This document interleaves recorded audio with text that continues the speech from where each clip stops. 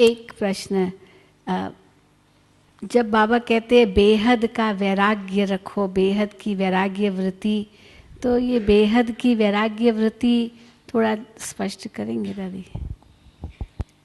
बेहद की वैराग वृत्ति माना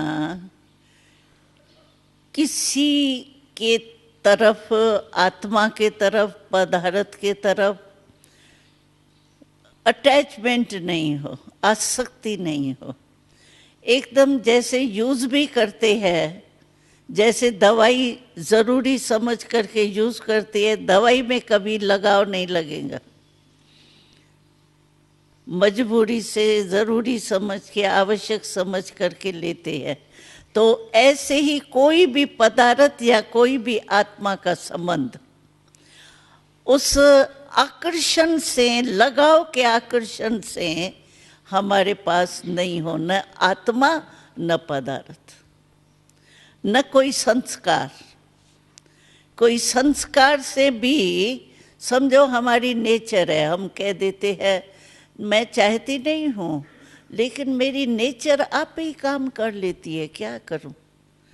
लेकिन नेचर है तो पुरानी ना, और पुरानी नेचर जब हम कहते हैं हम मरजीवा बन गए, ब्राह्मण बन गए, तो शूद्रपन के संस्कार भी तो मर गए या संस्कार बच गए और मैं ब्राह्मण शूद्र से ब्राह्मण बन गई?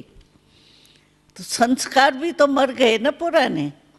तो इसीलिए कोई भी पुराने संस्कार अपने पदार्थ की आकर्षण, संबंध की आकर्षण, आत्माओं के कनेक्शन की, आधार की, ये कोई भी आकर्षण नहीं हो। मैं आत्मा हूँ और बाबा ही मेरा संसार है, बाबा ही मेरा पदार्थ देने वाला है, बाबा ही सर्व संबंधी है।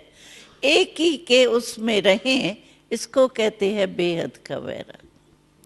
कोई भी लगाव नहीं हो, वैराग माना कहाँ लगाव नहीं।